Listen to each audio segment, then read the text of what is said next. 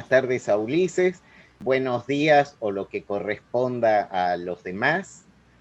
Para mí es un verdadero gusto poder contar con la participación de Ulises en este ciclo de conversatorios de AFIC.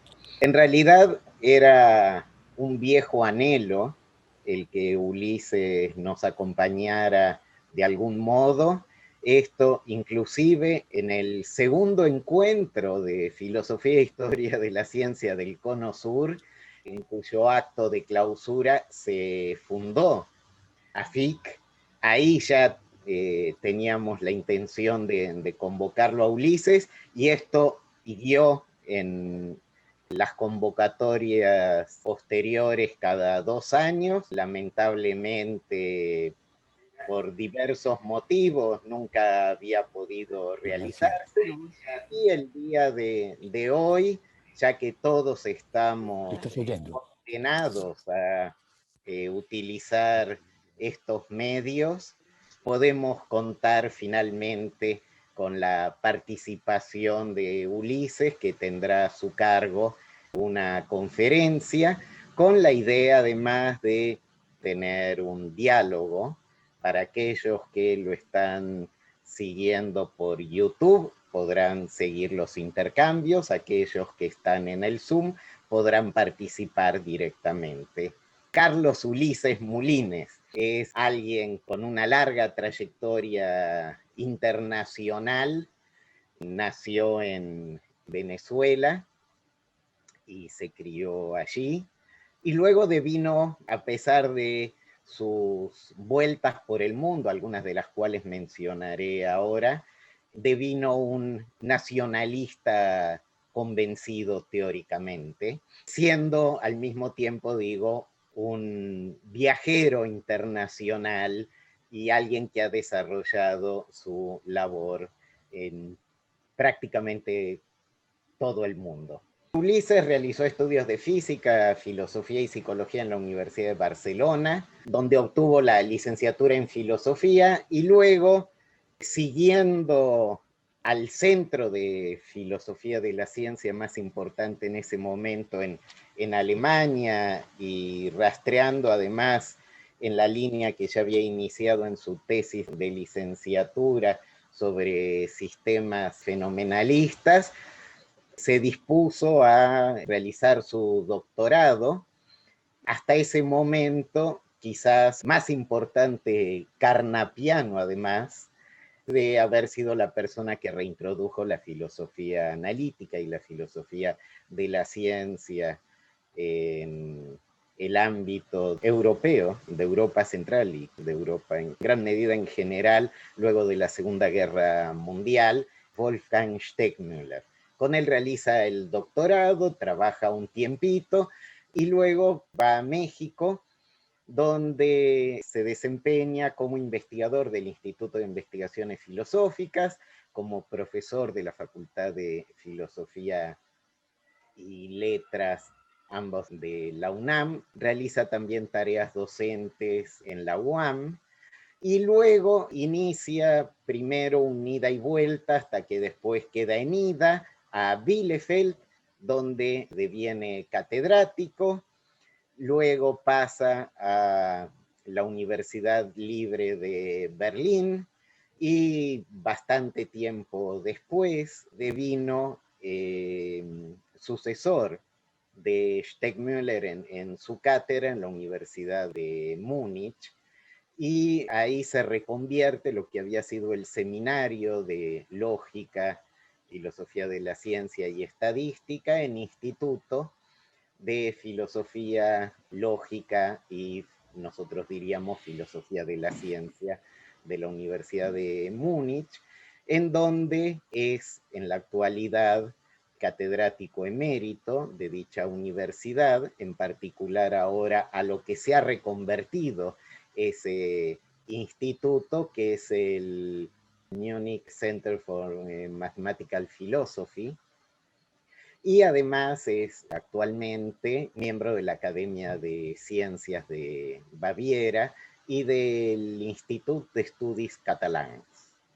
Él es ampliamente conocido, digo, por todos nosotros, tiene una extensa producción, ha publicado 17 libros, siendo el primero La estructura del mundo sensible, sistemas fenomenalistas, al que ya hice referencia, luego su tesis de doctorado, en donde por primera vez hace uso por fuera de aquellos que ya habían sido aplicados, ¿no? Áreas a las que ya se había aplicado el instrumental estructuralista Joseph Smith, nuestro querido y recordado Joe. En ese libro, Ulises analiza la termodinámica. Luego, su siguiente libro es Exploraciones metacientíficas, y quizás el otro a ser mencionado como autor individual, Pluralidad y recursión. Ambos clásicos ya de la filosofía de la ciencia, yo diría además de la filosofía, y algunas cosas de filosofía analítica y de metafilosofía. Como otros libros individuales está el Manifiesto Nacionalista, además de, por supuesto, su presentación histórica y sistemática de la filosofía de la ciencia desde fines del siglo XIX hasta comienzos del XXI, que hay traducción también castellana con el nombre El desarrollo moderno de la filosofía de la ciencia. Luego, uno de los mejores, sino el mejor libro de texto en filosofía de la ciencia, escrito en castellano y probablemente también en alguna otra lengua, junto con José Antonio Díez, Fundamentos de Filosofía de la Ciencia, y por supuesto la Suma Estructuralista, junto con Joe Smith y Wolfgang Balzer, Architectonic for Science, de la cual ustedes sabrán que hay traducción castellana, una arquitectónica para la ciencia. También ha publicado antologías, más de 200 artículos en revistas especializadas, y está claro que es uno de los más destacados filósofos, sin más, también filósofo de la ciencia, de la actualidad, y digo, nos orgullecemos nosotros los latinoamericanos de contarlo en nuestras filas, y por supuesto también uno de los exponentes más destacados del estructuralismo metacientífico, algunos de los cuales están aquí presentes, que tuvimos la suerte de aprenderlo con él, entre otras cosas. Así que para mí es un verdadero placer, Ulises, darte la bienvenida a este espacio y que hayas aceptado la invitación a dar esta conferencia, que seguro será del interés de aquellos todos que conocen tu obra o que van a seguir esta charla. Así que adelante, tenés la palabra.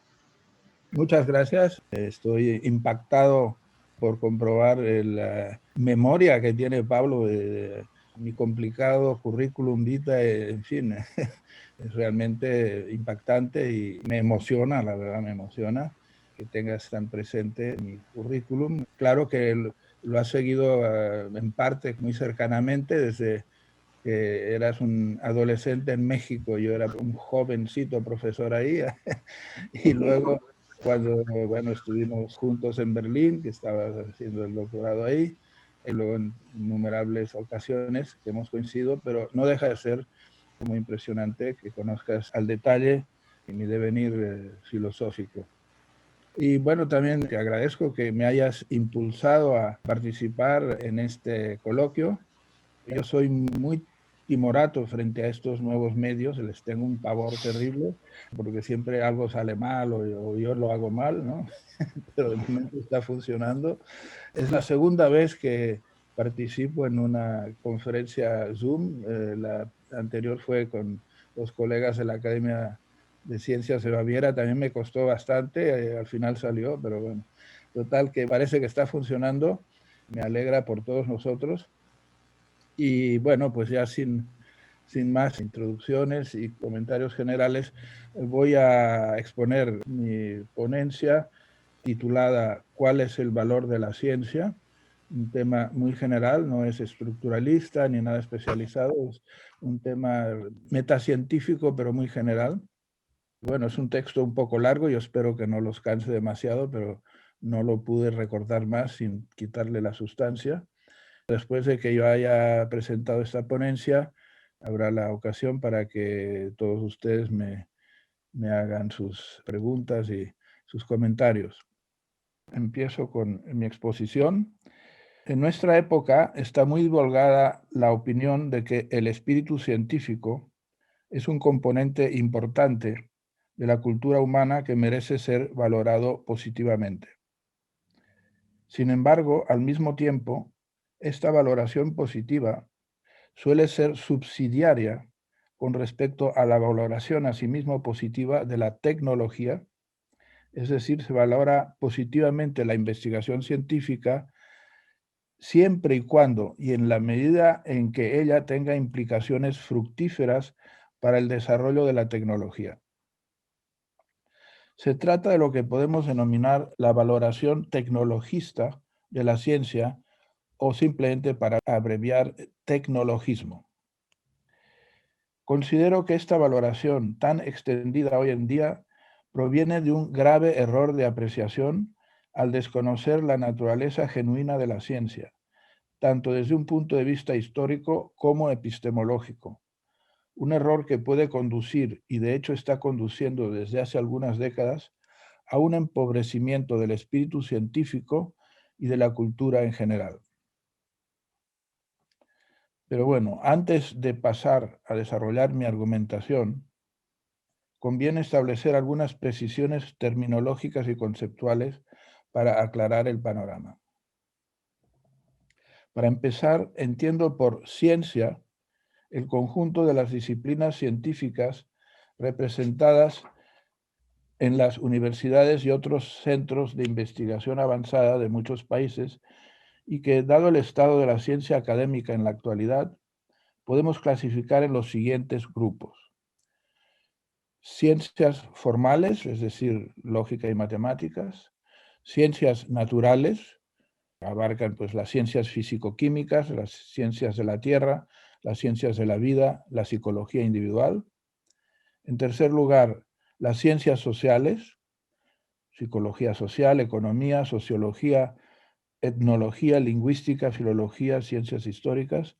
Y finalmente, lo que podemos llamar las ciencias interdisciplinarias, son básicamente la informática, partes de la filosofía como la filosofía de la ciencia y la filosofía del lenguaje, y por supuesto las llamadas ciencias cognitivas. Desde un punto de vista histórico, algunas de estas ciencias se consolidaron ya en la época helenística, a partir del siglo IV a.C., sobre todo en lo que concierne a las matemáticas, la astronomía y partes elementales de la física y la fisiología.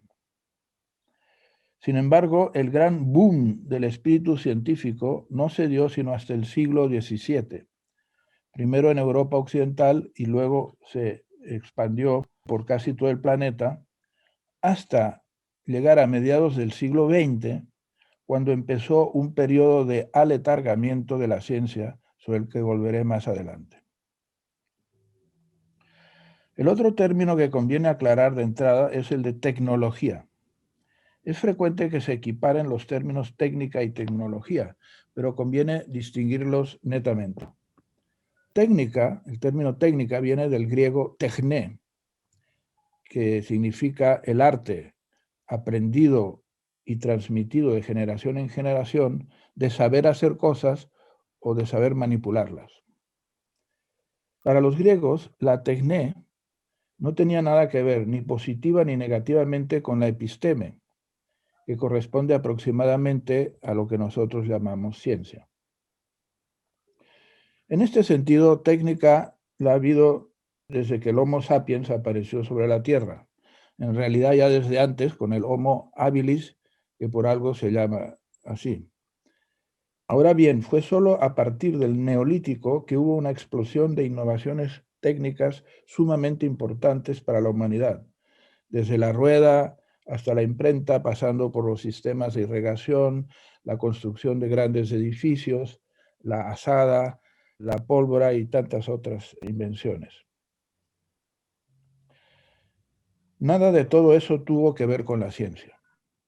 Ni siquiera en el caso de la máquina de vapor, el más revolucionario de los inventos de la modernidad, que a veces se aduce como un invento que se benefició de los aportes de la ciencia. En efecto, la rama de la ciencia que da cuenta adecuadamente del funcionamiento de la máquina de vapor es la termodinámica. Pero resulta que la máquina de vapor fue ya inventada por James Watt alrededor de 1775, o sea, 3/4 de siglo antes de que se consolidara la termodinámica como disciplina científica con los trabajos teóricos de Hermann von Helmholtz, Lord Kelvin y Rudolf Clausius. Así que no es que la termodinámica ayudara a construir la máquina de vapor, más bien fue al revés, que gracias a la máquina de vapor empezaron a haber consideraciones teóricas al respecto. Así pues, los grandes desarrollos técnicos que tuvieron lugar durante varios milenios antes de los primeros conatos de la ciencia en el periodo helenístico, e incluso un par de milenios después de dicha época, no tuvieron nada que ver con el espíritu científico. Es cierto que a veces se aduce el ejemplo de Arquímedes en el siglo III a.C. como el de alguien que fue a la vez un genio científico, sin duda el más grande de la antigüedad, y al mismo tiempo un asombroso inventor de máquinas.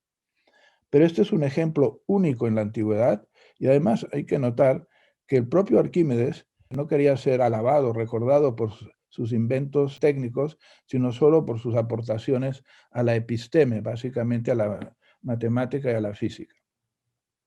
Constatamos, pues, que la técnica en un sentido genuino no tiene nada que ver históricamente con el espíritu científico.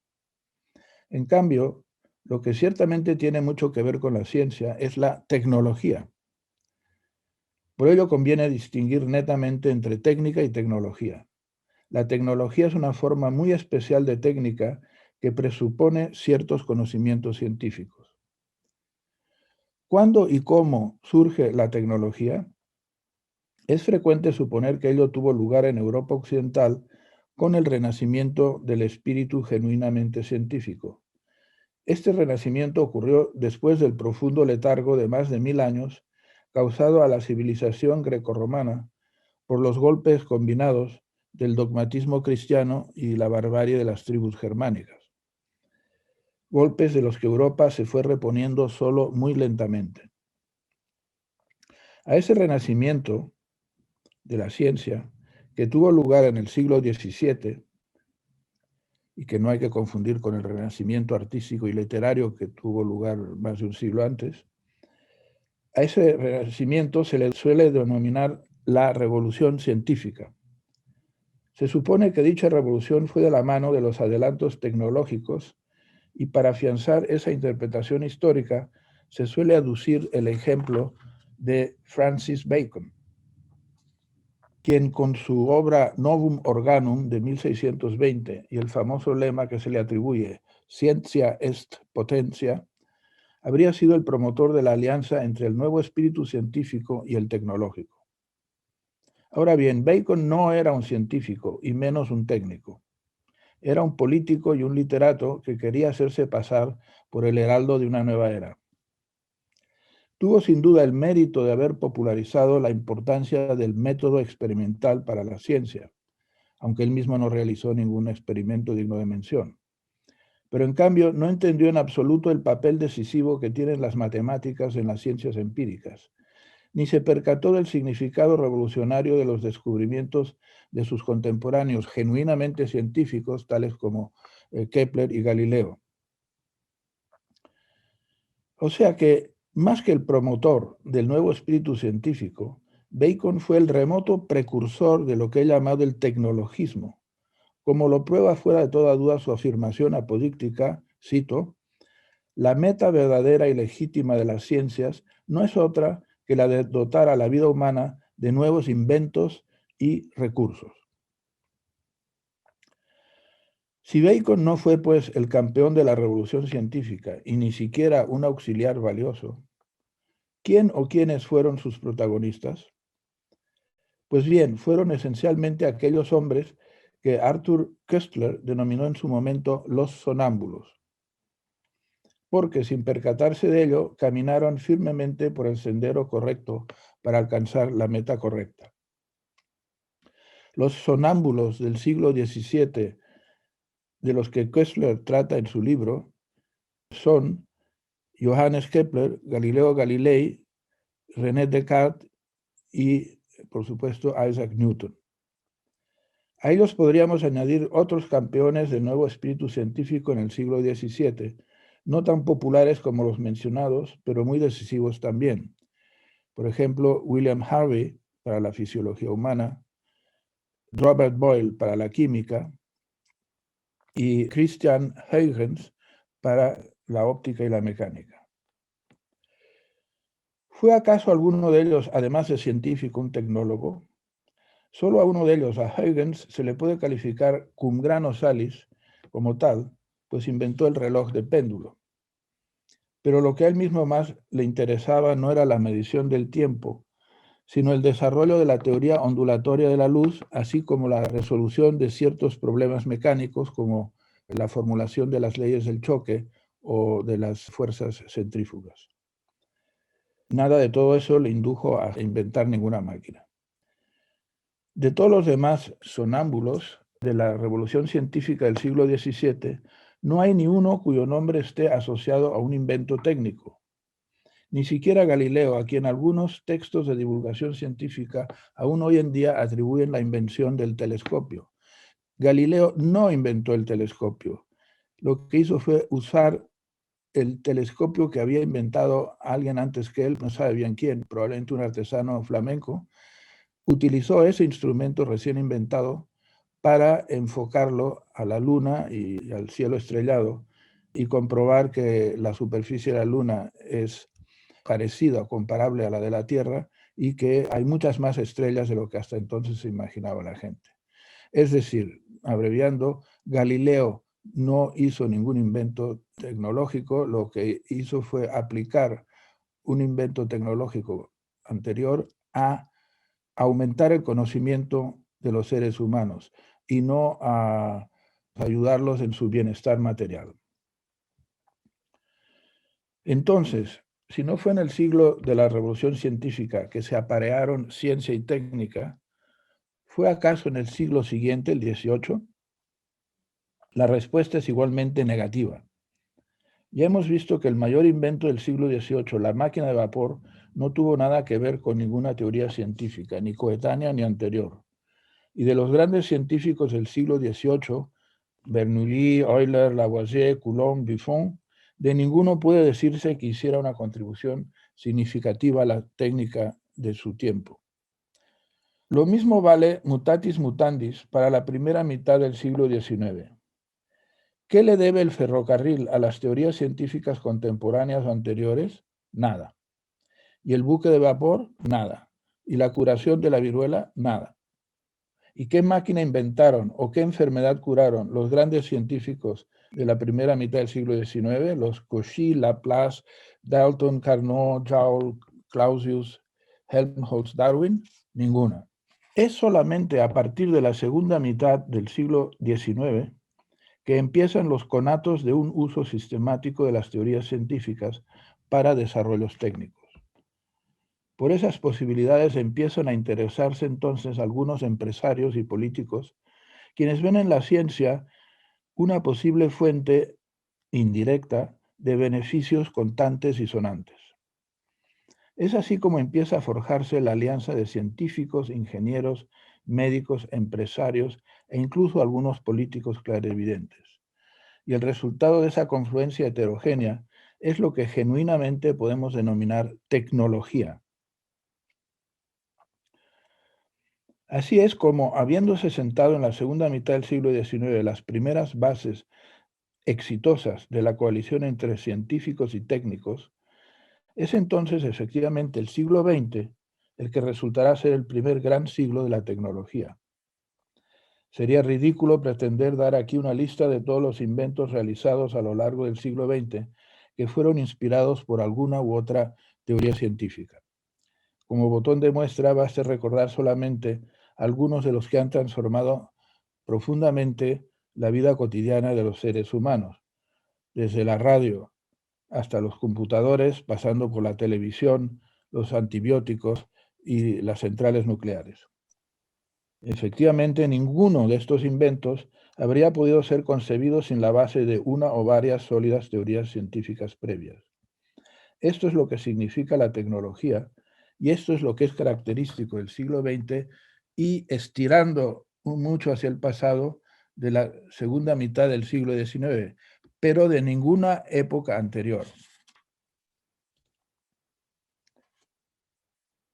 Ahora bien, incluso concentrándonos en el desarrollo de la ciencia desde mediados del siglo XIX hasta la actualidad, podemos constatar la existencia de una serie de disciplinas, indudablemente científicas, que llegaron a resultados extraordinarios, pero que tienen poco o nada que ver con inventos técnicos coetáneos o posteriores. Un caso notorio es, evidentemente, el de las ciencias formales, la lógica y las matemáticas, que desde mediados del siglo XIX tuvieron un auge incomparablemente superior a cualquier desarrollo anterior desde los griegos, pero completamente ajeno a cualquier aplicación tecnológica.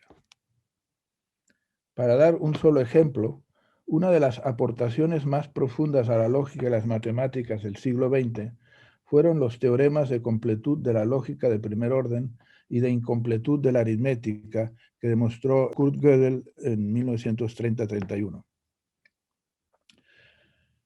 Estos teoremas hasta ahora, hasta el día de hoy, 90 años después de haber sido demostrados, siguen mostrando ser completamente irrelevantes para cualquier aplicación tecnológica. En el caso de aquellas disciplinas científicas de las cuales tradicionalmente se afirma o simplemente se presupone que están estrechamente vinculadas con la tecnología, como se suele suponer de las ciencias naturales, nos encontraremos con tantas excepciones que ni siquiera podríamos decir que confirman la regla. Una de las teorías de la biología mejor confirmadas y que ha marcado profundamente la autoimagen de la humanidad es, sin lugar a dudas, la teoría de la evolución de Charles Darwin. Pues bien, ¿cuál es la máquina o el instrumento que se ha construido gracias a esta teoría? La pregunta es obviamente ridícula por estar totalmente fuera de lugar. Incluso en la física, una disciplina en la cual mucha gente piensa cuando se habla de los beneficios de la ciencia para la técnica, nos enfrentamos a más de un buen ejemplo de irrelevancia o de muy escasa relevancia de la ciencia para los desarrollos tecnológicos. Las dos teorías físicas más fundamentales y mejor confirmadas de la historia de la humanidad son la teoría general de la relatividad de Albert Einstein y lo que suele denominarse el modelo estándar de la física de partículas, desarrollado en los años 1960, principalmente por Gell-Mann, Glashow, Steven Weinberg y Abdus Salam. Pues bien, con respecto a la relatividad generalizada, cabe hacer notar que Einstein formuló su teoría en 1915 y muy pronto, en 1919, esa teoría fue brillantemente confirmada y celebrada por la comunidad científica como un enorme adelanto científico. Pero tan solo 80 años después se constataría que dicha teoría puede tener cierta relevancia tecnológica, aunque muy secundaria, por cierto, al contribuir a diseñar los sistemas GPS de localización vía satélite. Y por lo que respecta al modelo estándar de la física de partículas, 60 años después de su concepción, todavía esperamos que alguien nos diga cuál es su aplicación tecnológica. En otros casos, podemos señalar sin duda desarrollos tecnológicos muy importantes basados en investigaciones de ciencia pura, pero de tal modo que esas investigaciones se realizaron con entera independencia de cualquier objetivo de aplicación técnica, mucho antes de que se revelaran sus posibilidades tecnológicas. Es el caso del descubrimiento y estudio de la radioactividad a finales del siglo XIX y principios del XX por parte de Henri Becquerel y los esposos Marie y Pierre Curie.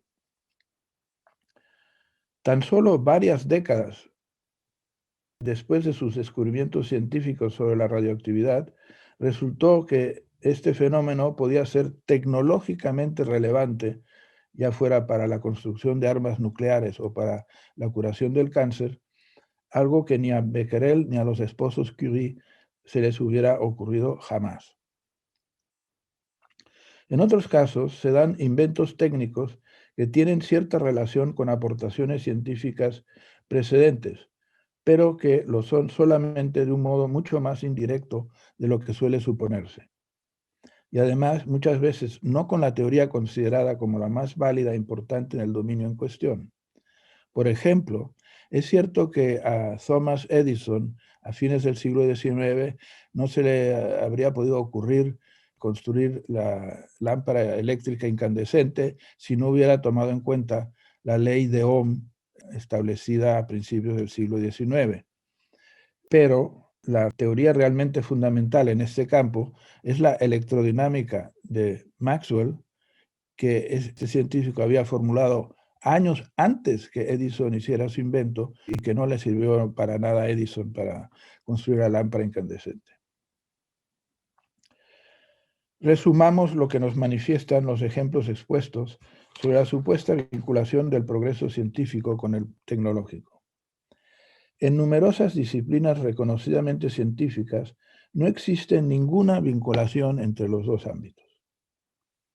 En otras se dan ejemplos de una fuerte vinculación, ciertamente, pero también otros ejemplos dentro de la misma disciplina de falta de vinculación o de vinculación muy poco significativa. De todo ello se desprende que la función esencial de la ciencia, al menos como la forma cultural que la humanidad conoce desde el periodo helenístico o lo más tarde desde el siglo XVII, no estriba en ser ciencia aplicada a los desarrollos técnicos. La ciencia a veces se presta muy bien a ser aplicada tecnológicamente, otras veces se presta a ello solo un poco, y otras veces no se presta a ello en absoluto. Pero en todo caso, aplicable o no, aplicable en mayor o menor medida, aplicable a la corta o a la larga, lo que constituye la misión principal de la ciencia y por tanto su auténtico valor, no es el contribuir a desarrollos tecnológicos. Esto es, en el mejor de los casos, un efecto secundario de la ciencia, pero en todo caso, un efecto que no debería afectar nuestra valoración de las teorías científicas que están en la base de dicho desarrollo. La electrodinámica de Maxwell no es más valiosa que la teoría general de la relatividad porque la primera haya llevado al invento de la radio y la televisión y la segunda no. Así pues, si no es la tecnología lo que puede dar sentido y valor al conocimiento científico, ¿de dónde proviene su valor esencial si es que tiene alguno? En la tradición platónico-aristotélica se caracteriza la episteme, el antecesor de nuestra ciencia, como el conocimiento razonado y bien justificado de la esencia del ser. Ciertamente hoy en día emplearíamos un lenguaje menos metafísico, aunque inspirado en la tradición griega, y diríamos simplemente que la episteme o ciencia es lo que nos proporciona un conocimiento razonado y bien justificado de lo que realmente existe o de lo que realmente es el caso. Pero prescindiendo de matices histórico-filológicos, la finalidad de nuestra ciencia es esencialmente la misma que la de la episteme de los griegos. Solo los métodos han cambiado y ni siquiera han cambiado de manera drástica. Al menos desde la época helenística, los griegos ya sabían que las matemáticas y la observación sistemática son los mejores instrumentos para alcanzar un conocimiento sólido. Solo les faltaba la idea de la experimentación controlada. Pero la experimentación tampoco es tan esencial para tener una comprensión cabal del espíritu científico, porque hoy en día sigue habiendo un gran número de disciplinas consideradas genuinamente científicas en las que la experimentación no ejerce ningún papel, desde las matemáticas hasta la lingüística, pasando por la etología y la etnología. De hecho, nuestro concepto de la ciencia como la mejor vía para alcanzar conocimientos sólidos sobre cómo es el mundo no es tan diferente del de Aristóteles. En el fondo es el mismo, o al menos lo ha sido hasta hace poco, porque debo reconocer que mi caracterización de lo que es esencial en el espíritu científico proviene de una concepción cada vez menos compartida por los responsables de la política científica de los estados, por los periodistas, por quienes redactan informes para los ministerios, en fin, por la mayoría de las personas que tienen alguna opinión sobre lo que es o ha de ser la ciencia. Para todas esas personas, la ciencia no es más que ciencia aplicable técnicamente y basta. Esta concepción alternativa antiaristotélica de la ciencia a la que me refiero no ha surgido de la nada ni es completamente nueva. A su primer gran promotor ya me he referido anteriormente, Francis Bacon, a principios del siglo XVII.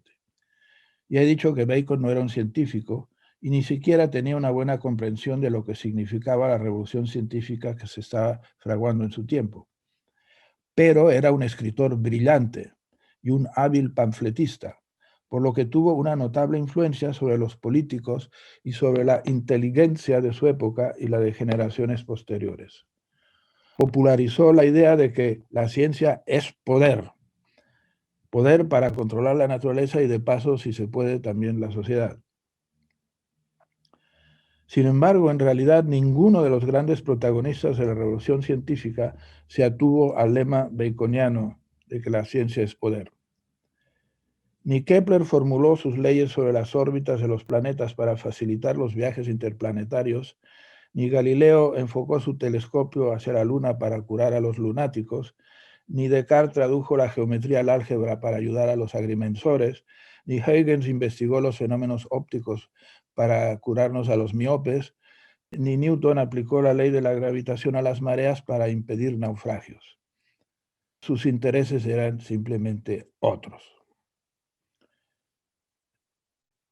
A pesar de ello, el hecho histórico es que la retórica propagandística de los propios científicos, a partir de la época de Bacon, la retórica que emplearon y siguen empleando cada vez más cuando se dirigían o se dirigen a jefes de Estado, a ministros, periodistas, organizaciones filantrópicas, empresarios, etc., ha sido desde entonces cada vez más la que se resume en el dichoso lema «La ciencia es poder». Ello no tendría mayor importancia si se limitara a ser una jugada táctica, simplemente para conseguir un poco de dinero para llevar a cabo ciertas investigaciones o para alcanzar cierto prestigio social entre las personas que rodean a los científicos y que no tienen ni idea de lo que ellos están haciendo. Sin embargo, el problema es que a la larga parece como si los propios científicos hubieran internalizado, por así decir, en su subconsciente, la retórica baconiana. Y así es posible que a la larga ello modifique realmente la autoimagen de los científicos sobre lo que es esencial en su tarea.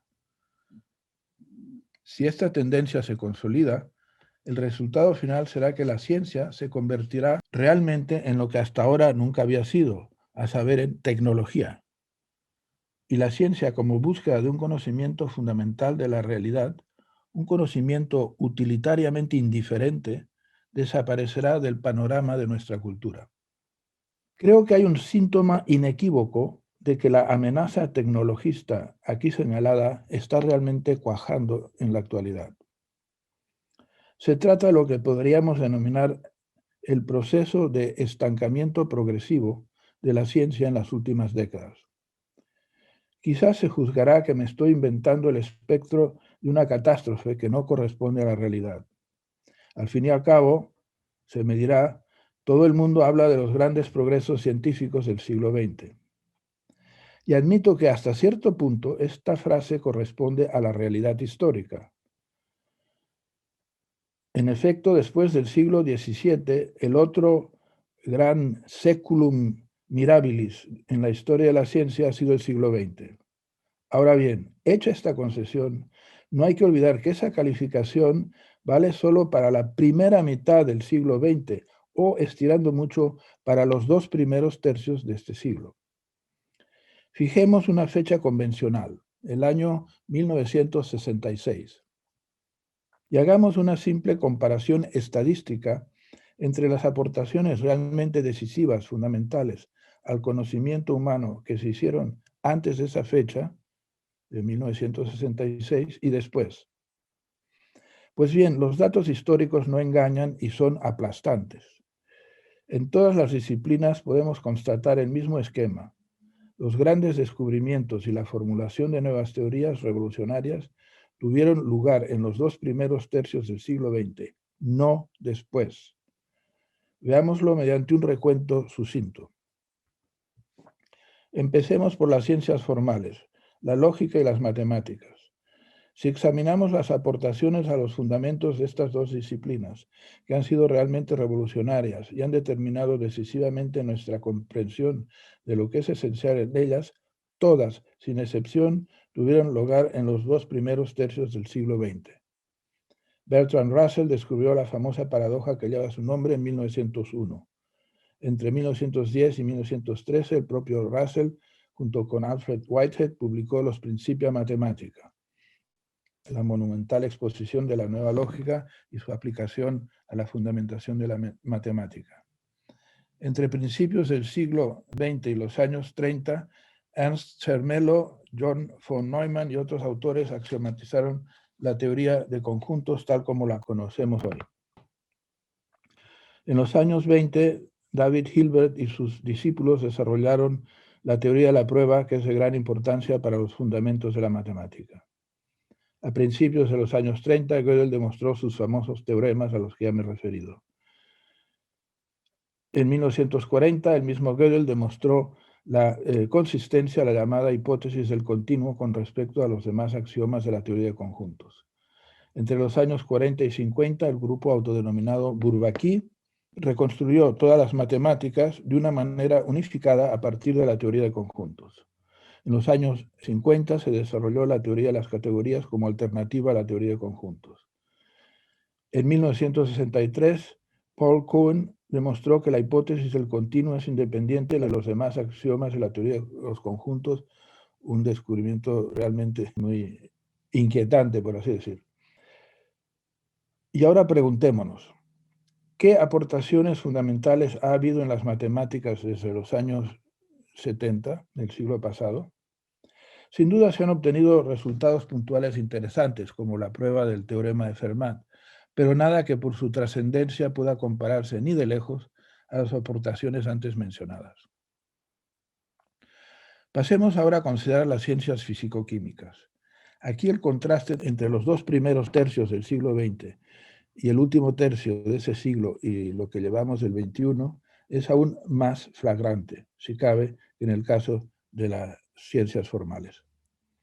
Absolutamente todas las grandes teorías sobre el espacio, el tiempo y la materia, que han revolucionado profundamente nuestra concepción del universo, fueron creadas y confirmadas en los 2 primeros tercios del siglo.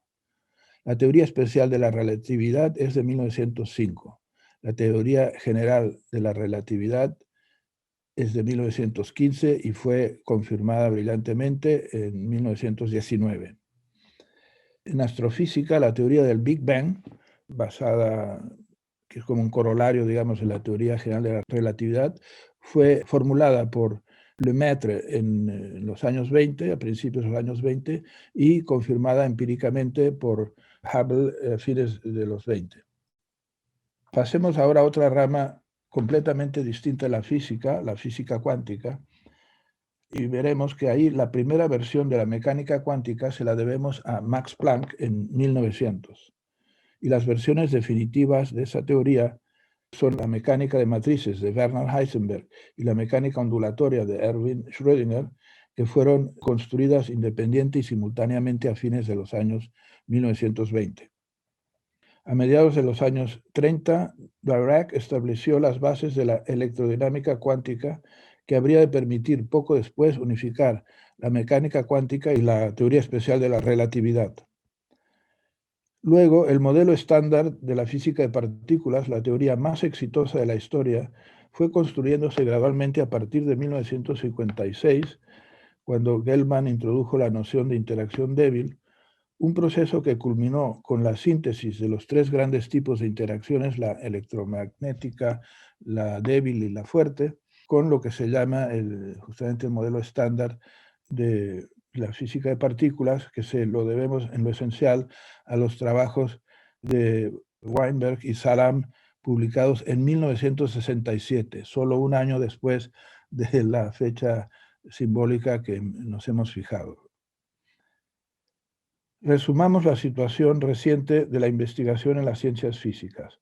Nada fundamentalmente nuevo ha ocurrido en física y química en el último tercio del siglo XX y lo que va del XXI.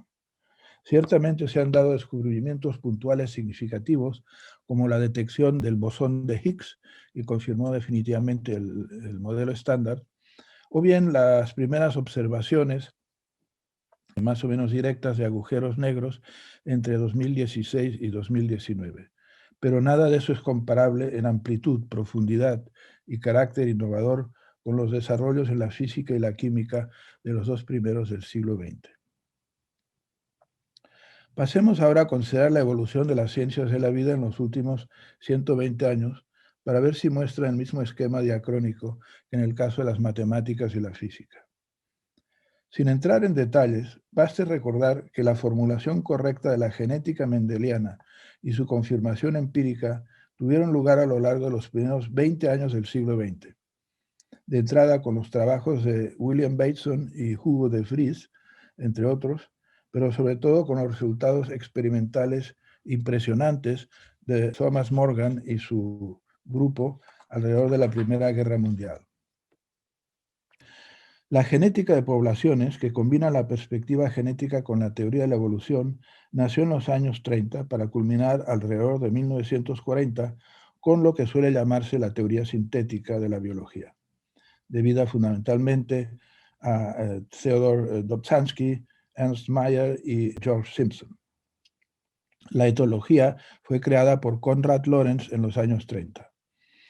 James Watson y Francis Crick, basándose en los estudios empíricos previos de Rosalind Franklin, desarrollaron su famoso modelo de la doble hélice y asentaron así los fundamentos de la genética molecular en el curso de los años 50. ¿Y qué otro u otros grandes paradigmas de la biología se han creado desde entonces? Ninguno.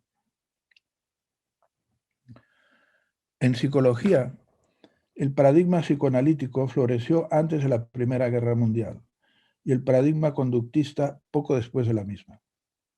En cuanto a la psicología cognitiva, ella tiene sus raíces en el ensayo pionero de la teoría de las redes neuronales de Warren McCulloch y Walter Pitt, formulada en 1943, y enriquecida luego por los desarrollos de la inteligencia artificial debidos a von Neumann y a otros a partir de fines de los años 40. Es cierto que hoy en día se habla mucho de las ciencias cognitivas como del nuevo gran paradigma científico, pero en realidad todos los elementos esenciales de las ciencias cognitivas estaban ahí ya antes de la fecha fatídica de 1966. Simplemente fueron ensamblados y refinados paulatinamente con posterioridad. En todo caso, no se trata de nada esencialmente nuevo. A lo sumo puede hablarse de su confirmación y su afinación empírica gracias a las nuevas técnicas de la imaginería cerebral.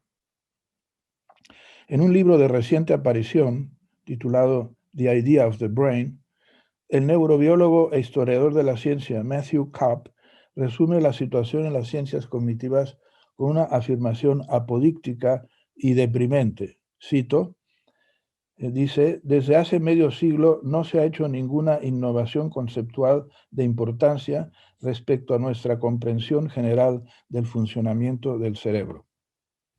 Podemos preguntarnos, ¿es esta tendencia hacia un estancamiento progresivo del espíritu científico genuino un fenómeno pasajero o bien tiene raíces históricas y sociales más profundas? A pesar de lo manifiesto que es este fenómeno, sorprende constatar que son pocos los autores que lo han analizado en detalle. De hecho, solo sé de un autor que lo haya hecho de una manera sistemática, y es el periodista científico e historiador de la ciencia John Horgan, en su libro titulado The End of Science, Facing the Limits of Knowledge in the Twilight of the Scientific Age. publicado por primera vez en 1996 y luego mucho más extenso y revisado en 2015. La tesis básica de Horgan es que la ciencia se está estancando en todas las áreas debido a un doble proceso interno. Dos procesos, por así decir, inmanentes al desarrollo científico. Por un lado, en ciertas áreas, como la física de partículas o la biología molecular, se han descubierto ya las leyes fundamentales definitivas y no es plausible suponer que haya otras leyes aún más fundamentales, que supuestamente estarían detrás o debajo de las ya descubiertas. Dicho de otra manera, las teorías fundamentales en esas disciplinas ya están perfectamente consolidadas y confirmadas ad vitam aeternam, y por lo tanto ya solo quedan por resolver cuestiones de detalle. Pero por otro lado, nos dice Horgan, en una perspectiva más global, parecería que el desarrollo científico en todas las áreas ha chocado ya o está chocando con límites insuperables para el conocimiento humano, límites inherentes, por así decir, a las capacidades cognitivas de los seres humanos. Según Horgan, a partir de cierta fase del desarrollo inherente a la ciencia, la complejidad de los fenómenos abordados resulta ser de un grado tan elevado que escapa a las posibilidades intelectuales humanas. En resumen, la doble tesis de Horgan es la siguiente. O bien la ciencia ha llegado a formular leyes y teorías tan fundamentales que no es imaginable algo más fundamental, o bien, cuando ello no es el caso, es porque la ciencia ha chocado irremediablemente con sus límites intelectuales inherentes. Pues bien, comparto con Horgan su detección de los síntomas de estancamiento científico en las últimas décadas. Y el haber sido el primero en detectarlos clara y sistemáticamente es un mérito que no quiero minusvalorar en absoluto. Pero en lo que no concuerdo con él es en su etiología del fenómeno. No creo que sea una evolución inherente e insuperable del espíritu científico lo que ha conducido a ese estancamiento. La principal razón de mi desacuerdo con Horgan es una constatación, por así decir, metahistórica. A saber, es altamente inverosímil que todas las disciplinas científicas hayan desembocado en un callejón sin salida al mismo tiempo, a saber, en las últimas décadas del siglo XX. ¿Por cuál milagro metahistórico y metacientífico toda una serie de disciplinas que no tienen nada o muy poco que ver entre sí, desde las matemáticas hasta la etología, pasando por la física, la química, la geología y la biología, han topado con sus propios límites al mismo tiempo, cuando sus periodos de desarrollo respectivo son obviamente muy dispares? Recordemos los datos cronológicos, vale la pena hacerlo. La matemática como disciplina científica existe y se ha desarrollado desde el siglo VI a.C., o sea, durante 25 siglos. La astronomía científica desde el siglo IV a.C., o sea, durante 23 siglos. La física desde el siglo III a.C., o sea, durante 22 siglos. La química desde principios del siglo XVII, o sea, durante 4 siglos. La biología desde principios del siglo XIX, o sea, durante 2 siglos. La psicología científica desde fines del siglo XIX, o sea, durante poco más de un siglo. No es en absoluto plausible suponer que todas esas disciplinas, tan distintas entre sí, tanto por su objeto de estudio como por la duración de su evolución, de su devenir histórico, hayan sufrido una implosión inmanente a su desarrollo al topar todas al mismo tiempo con el mismo muro simultáneamente. La explicación horganiana del proceso de estancamiento científico, una explicación que apela a factores inherentes a las propias disciplinas científicas y que representa, por lo tanto, una explicación internalista del estancamiento detectado, no es, pues, verosímil.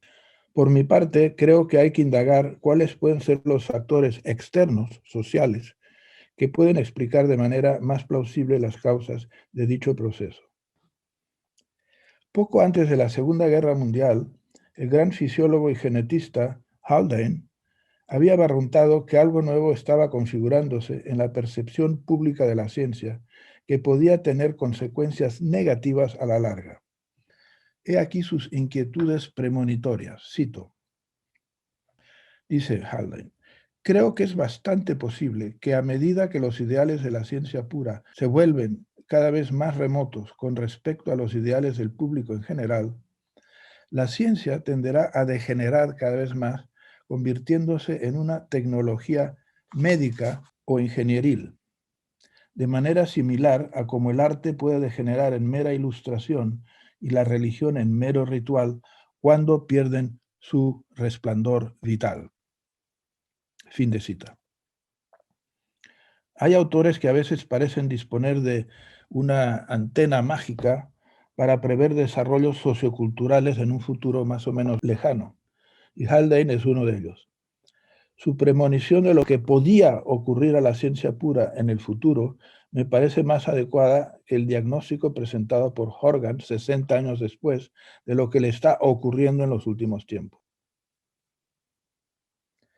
Por mi parte, siguiendo las huellas premonitorias de Haldane y separándome del diagnóstico de Horgan, abogo por una doble explicación externalista del fenómeno de estancamiento de la ciencia. Una explicación que apela a dos factores que son lógicamente independientes entre sí, pero que en la praxis de la ciencia y su entorno social se refuerzan mutuamente. Esos dos factores son, por un lado, el tecnologismo, al que ya me he referido antes. Por otro lado, lo que puede denominarse el espíritu competitivo en la praxis científica. El primer factor ya lo he comentado abundantemente. Pasaré ahora a describir el segundo factor. Se trata de lo siguiente. En vez de considerar la ciencia al modo clásico como una empresa de colaboración entre científicos para alcanzar la verdad o al menos aproximarse a ella, el espíritu competitivo considera que el progreso científico depende de una competencia feroz entre científicos, ya sea individualmente considerados o entre pequeños grupos. Competencia por conseguir prestigio y o financiación de parte del Estado, de organismos filantrópicos o de empresas. Y los baremos para alcanzar el apetecido prestigio o la apetecida financiación son esencialmente dos, que no tienen por sí mismos nada que ver con la persecución de la verdad o del conocimiento objetivo de la naturaleza.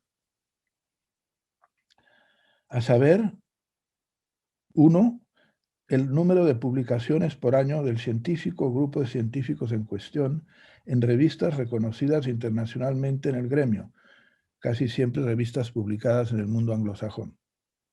Y dos, el número de veces que el autor en cuestión es citado por otros autores en dichas revistas reconocidas por otros autores.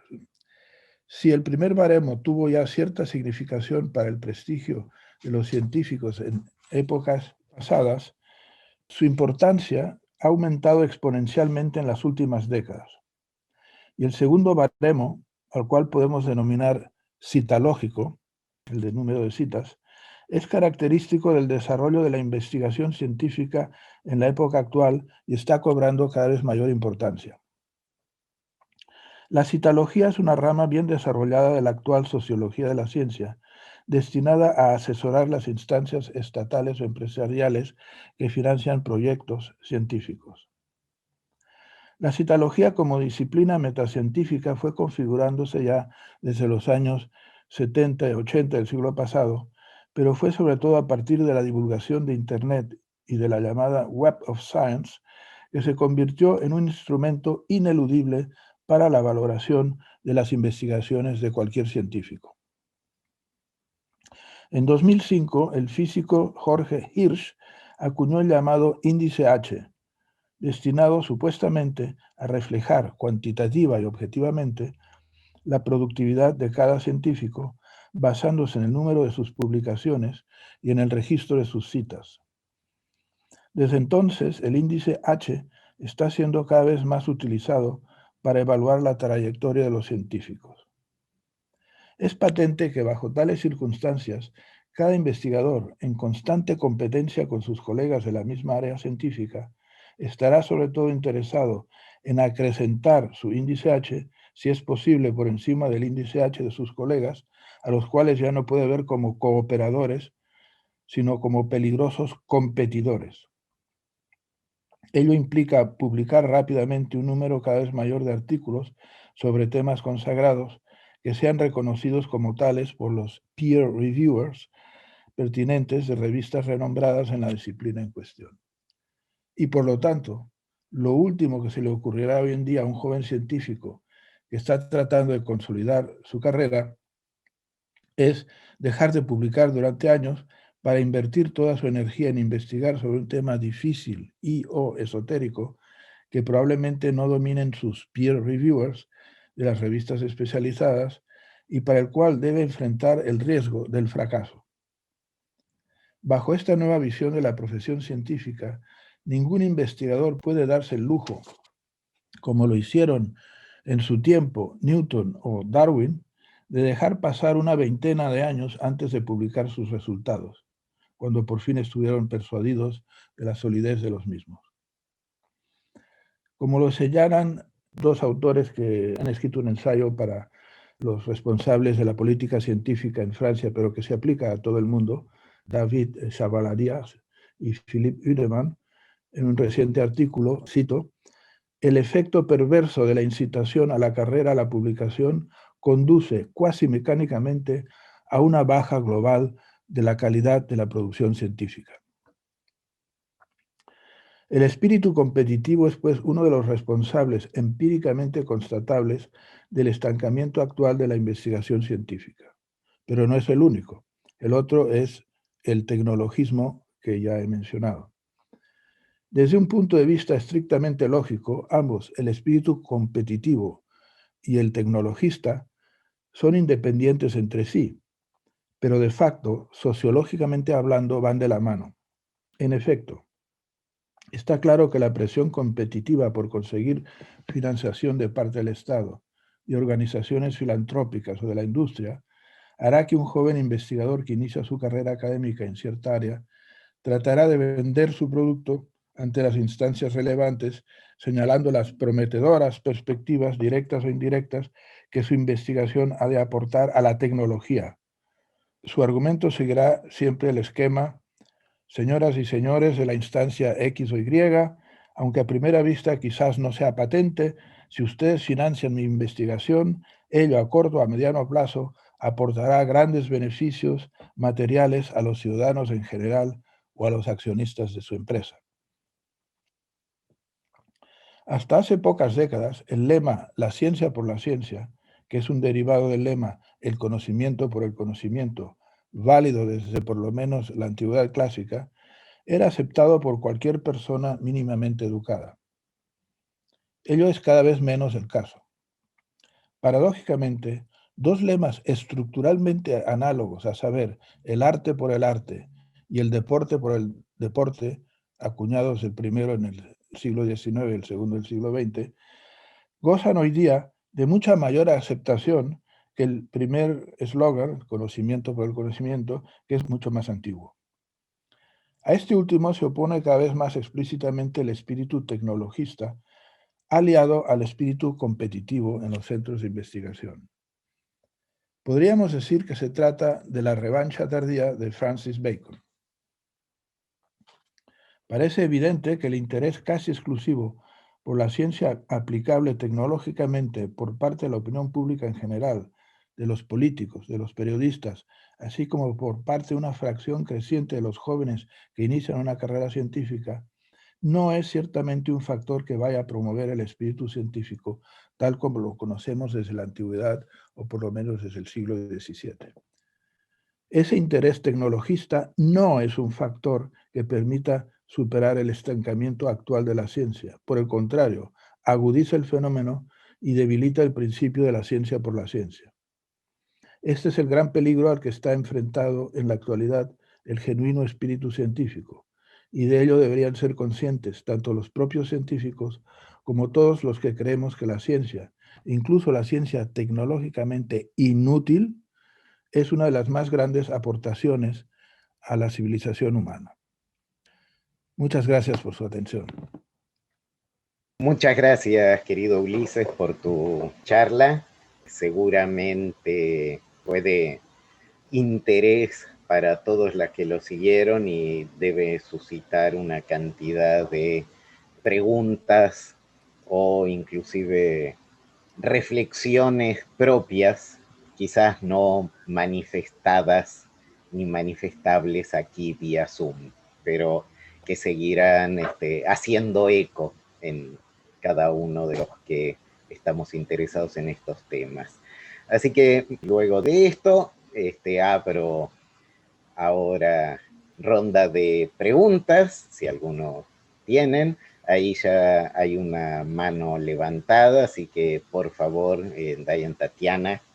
Buenos días a todos. Bueno, es un placer para mí escuchar al profesor Ulises Mulines. Yo tengo una curiosidad para el profesor. Yo creo que celebro que el problema del que se ocupa hoy está ahí como en la intersección, en la relación entre filosofía de la ciencia y filosofía de la tecnología, y quienes hemos tenido el placer de leer sus trabajos en filosofía de la ciencia, creo que celebramos que adelante estas reflexiones sobre la interacción entre ciencia y tecnología. Comparto plenamente el planteamiento central del profesor Mulines de la amenaza que implica para el desarrollo de la ciencia el tecnologismo. Comparto que el valor de la ciencia no reside en su aplicación, y creo que la evidencia histórica que él ha proporcionado en su charla es muy amplia y rica. Sin embargo, creo que los filósofos de la tecnología y los historiadores nos han ofrecido una imagen distorsionada del ingeniero mecánico James Watt en su invención de la máquina de vapor.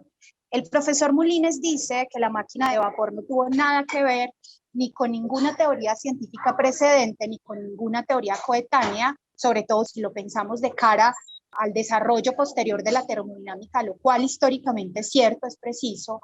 Pero si uno revisa la historia de la tecnología, realmente Watt sí que dispuso de una teoría. Por supuesto, se trataba de una teoría, digámoslo, muy arcaica, incluso más arcaica que la teoría del calórico, y que de hecho coincidió con Joseph Black, el famoso químico y médico de Hume, Joseph Black, en 1767 en la Universidad de Glasgow. Ambos defendieron una teoría que se conoce como teoría material del calor, y seguramente todos ustedes saben muy bien que Joseph Black fue quien acuñó justamente la expresión calor latente, que es crucial para el desarrollo de la termodinámica posterior. Yo sé que, digamos, esta intuición que tengo, pues no amenaza el planteamiento central del profesor Mulines, pero yo creo que sí tendríamos que revisar como filósofos de la tecnología una afirmación que incluso va a hacer el ingeniero químico Andrew Urr, yo sé que es un nombre que les resuena, de que de hecho la máquina de vapor fue el triunfo más espléndido que se erigió sobre la ciencia del calor. Entonces, me encantaría, por supuesto, escuchar al profesor Mulines, y bueno, gracias por su conferencia tan maravillosa y por concederme la palabra. Saludos a todos. Bueno, gracias por esta observación histórica muy puntualizada, rica en detalles. Por falta de tiempo, yo no pude desarrollar en mi presentación, aunque sí lo he hecho en una versión escrita más amplia, el hecho de que ha habido, sobre todo en el siglo XVIII, que es el que tú estás hablando, varios ejemplos de desarrollos técnicos que se inspiraron en alguna pseudoteoría, en una teoría científica, digamos. Aparte del caso que tú has mencionado, está el que yo había mencionado en una exposición anterior, que es el de Benjamin Franklin, que desarrolló el pararrayos, un gran invento técnico, inspirándose en una teoría de la electricidad que la llamada teoría de los dos fluidos, que resultó ser luego completamente falsa. Lo que tú has planteado de la máquina de vapor es algo paralelo a eso, es decir, evidentemente alguien como James Watt se podía inspirar en ciertas elucubraciones teóricas que le fueron útiles a modo de inspiración, pero que no eran realmente teorías científicas bien elaboradas, bien fundamentadas. Es un ejemplo que ha pasado varias veces en la historia de la ciencia, y repito, por lo menos en el siglo XVIII hay esos dos ejemplos. ¿Qué quiero decir con eso? Que abogo en mi tesis que antes de mediados del siglo XIX ciertamente hubo inventos técnicos que más o menos inspiraron en algunas elucubraciones teóricas, y eso ocurrió bastante en el siglo XVIII, también en el XVII, en ciertos desarrollos químicos o pseudoquímicos, etc. Eso ocurrió siempre, y bueno, está bien, es un fenómeno interesante, pero ninguna de esas teorías son teorías que tomemos hoy en serio. Por tanto, ¿qué quiere decir eso? Que la técnica se puede desarrollar un poco como la flauta del burro que sonó por casualidad, ¿no? Los técnicos, los inventores se inspiran en algo, un poco como los artistas, y les sale bien, pero no porque los fundamentos teóricos sean realmente relevantes. Y evidentemente la teoría de Black y la teoría del calórico hoy día consideramos que eran completamente falsas y puede inspirar a técnicos, pero eso es una cosa y la otra es que fundamenten, que esas teorías realmente fundamenten la invención en cuestión. El fundamento de la máquina de vapor, el fundamento científico de la máquina de vapor es la termodinámica, tal como la conocemos desde mediados del siglo XIX y no es otro. Muchas gracias, profesor Molines. Muchas gracias, profesor Carlos Ulises Molines, por la presentación muy interesante. La charla de mucha actualidad me parece un llamado de atención muy importante. No quiero quitar mucho tiempo. Yo tengo también una pregunta muy de matiz, de énfasis, muy próxima. Comparto, digamos, en términos generales lo que ha dicho la persona que me antecedió, Dayan Tatiana, sobre los diferentes asuntos, pero incluso mi pregunta también es un énfasis un poco diferente al que hace Dayan. Me parece que en la caracterización que hace de ciencia el profesor Molines pasa a un segundo plano el tema de la experimentación. La experimentación no entendida como técnica ni entendida como tecnología. Es decir, los experimentos de Watts y todo esto podrían ser entendidos como técnica, como se ha enfatizado tanto en la respuesta como en la pregunta de Dayan, pero yo más bien haría énfasis en la parte de la experimentación y creo que ahí está un poco la finura, digamos. El profesor Molines ha recargado las tintas hacia los aspectos teóricos y formales de la ciencia e incluso se ha aproximado más al espíritu griego que al espíritu, digamos, de la ciencia moderna, donde no podemos restarle la importancia capital de la experimentación. Yo como prueba, digamos, dentro de la reflexión filosófica y para reforzar un poco mi pregunta, debido, digamos, a dejar ese segundo plano de la experimentación, yo preguntaría al profesor Molines qué amerita el llamado de atención de Ian Hacking en su libro Representar e Intervenir y todo el movimiento que generó sobre la necesidad, digamos, de una filosofía de la experimentación. Entonces, esa sería mi pregunta. Gracias por la pregunta y la crítica, me parece interesante. El concepto de experimentación creo que no es prerrogativa absoluta de la ciencia. Experimentar lo podemos hacer en muchos ámbitos. Una buena cocinera puede experimentar un nuevo platillo que se le ha ocurrido, a ver qué sale, si es sabroso o no es sabroso. Eso es una experimentación. Un ingeniero puede experimentar un nuevo tipo de instrumento para, yo qué sé, arrastrar objetos pesados.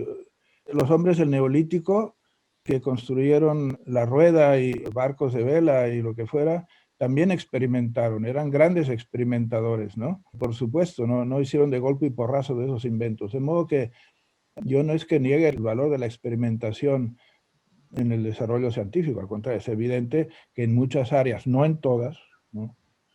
En muchas áreas la experimentación es importante, pero siempre y cuando esté guiada o ensamblada dentro de un proyecto científico teórico para analizar la realidad, para saber cómo está hecho el mundo. A eso puede ser necesario, muchas veces, otras no, el hacer experimentos. El hacer experimentos por sí mismo no es la marca de identidad de un espíritu científico.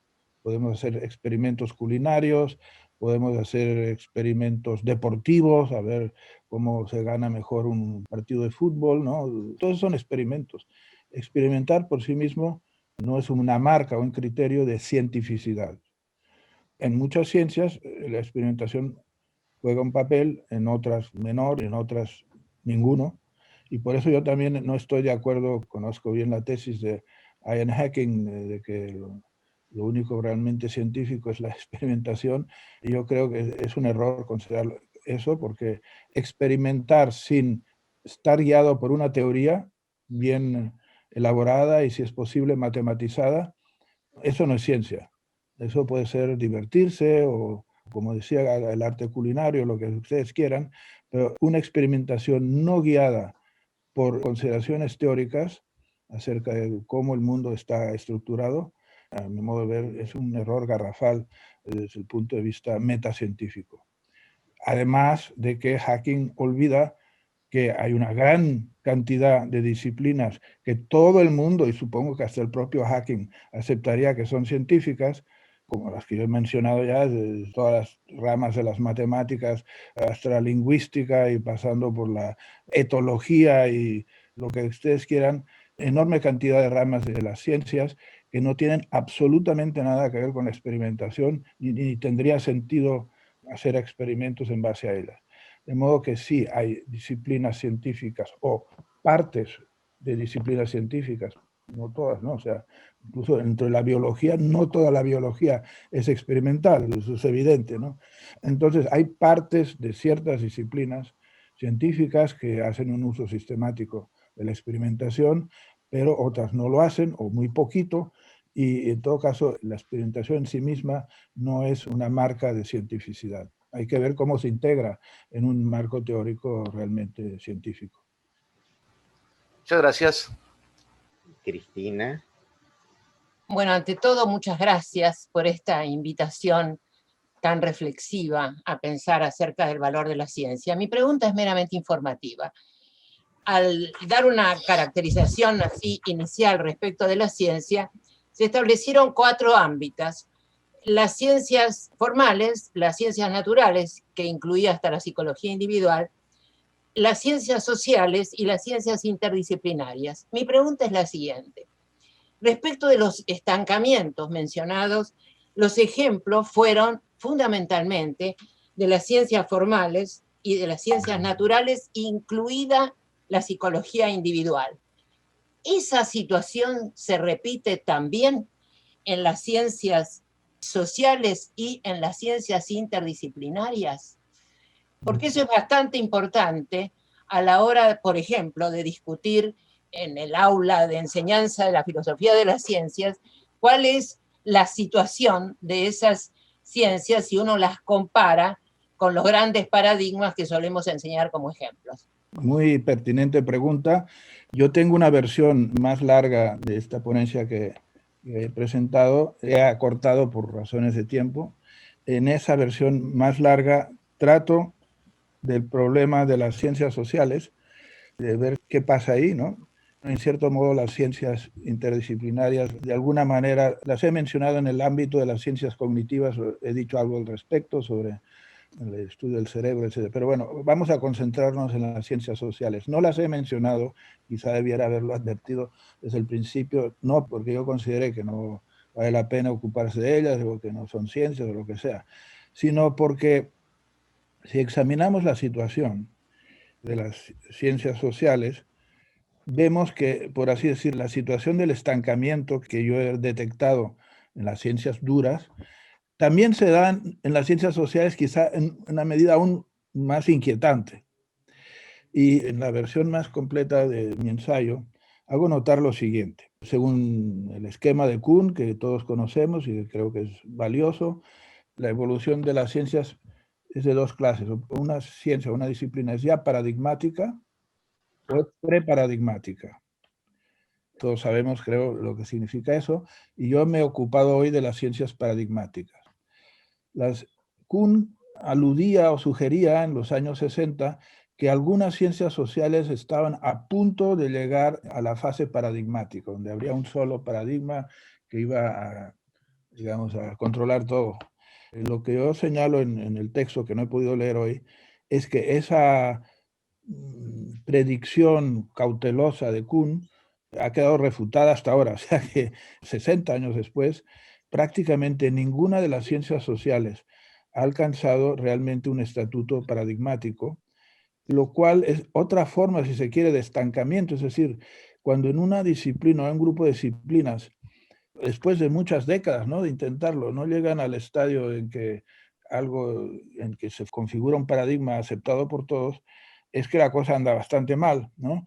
Hay 2 ejemplos que parecían que estaban ya a punto de llegar a la fase paradigmática y, por tanto, a una verdadera ciencia, ¿no?, bien asentada teóricamente y también empíricamente. Por un lado, la lingüística, parecía que con el concepto de gramática generativo transformacional ya se había alcanzado el paradigma definitivo, y el otro lado es la teoría económica. Bueno, el hecho es que la promesa respecto a esas dos disciplinas, desgraciadamente, yo soy el primero en lamentarlo, ¿no? Pero yo mismo de joven estaba convencido que pronto la lingüística no iba a ser otra cosa sino gramática generativo-transformacional y se acabó, ¿no? Como la mecánica de Newton para la física. Pues no, cantidad de grandes lingüistas y desarrollos en lingüística, se importa un comino las gramáticas generativo-transformacionales e incluso consideran que son una deficiente reproducción de la estructura del lenguaje. Ahí están estancados nuestros amigos lingüistas, entre los pro-Chomsky y los anti-Chomsky o los Chomsky neutrales.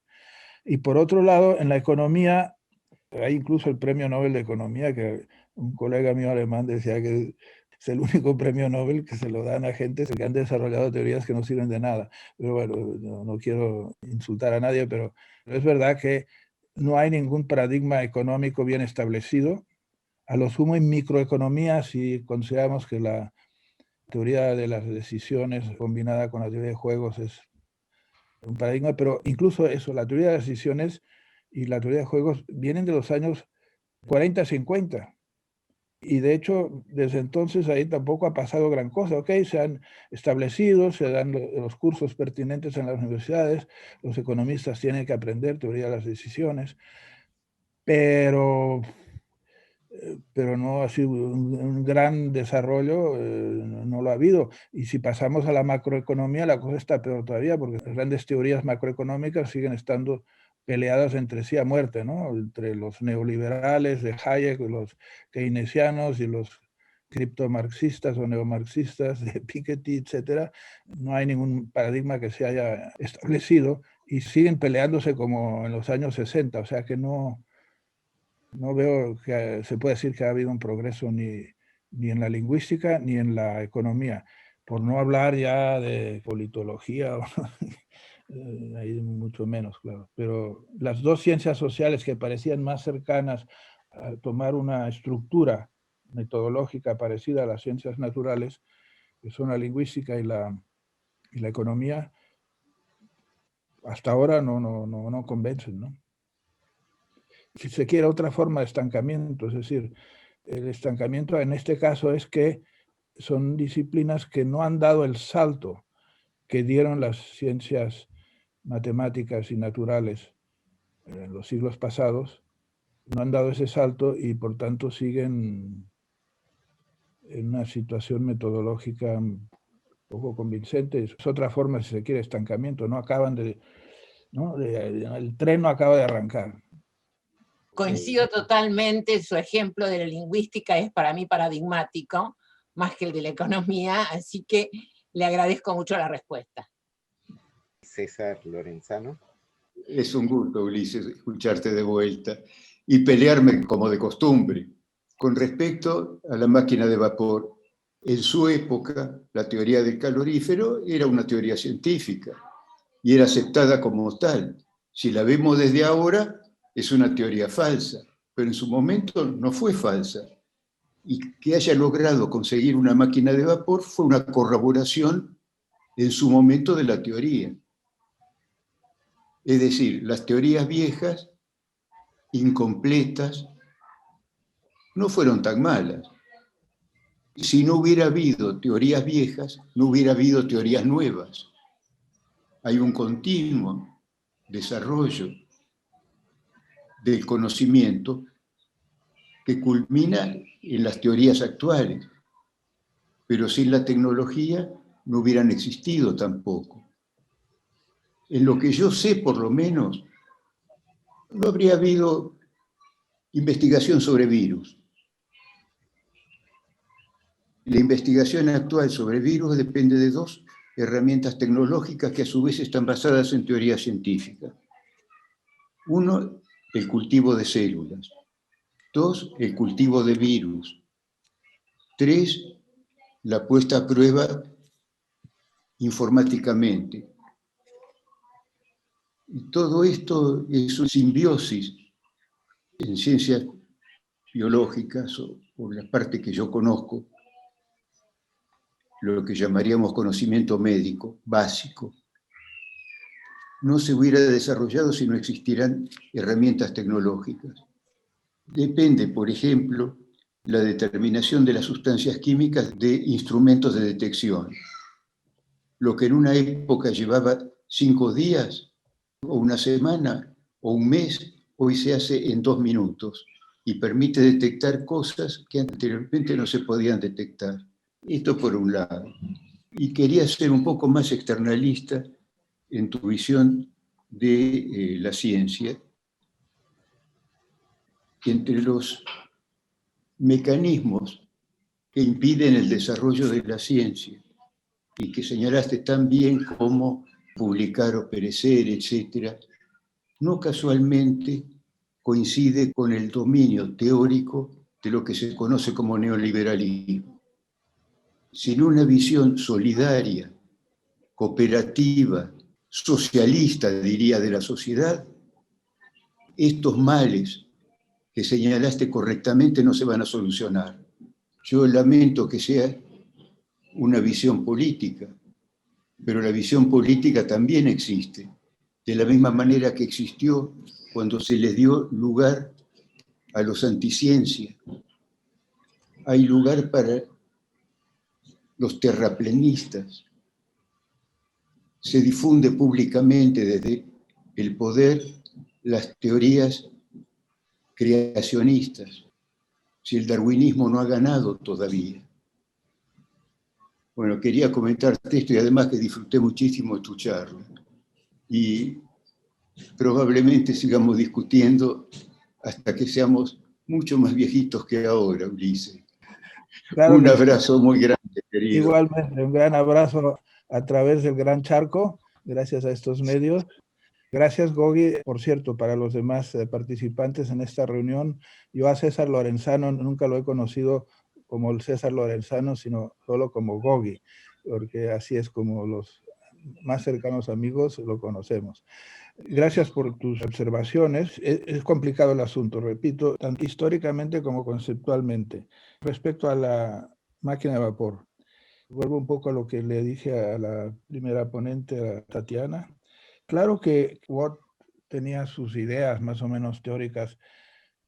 Tú has hablado de la teoría del calórico. En realidad, Watt no se podía basar en la teoría del calórico porque la verdadera teoría del calórico, que sí es una teoría científica, aunque resultó luego falsa, pero bueno, era una teoría bien construida a fines del siglo XVIII, bastante después del invento de la máquina de vapor.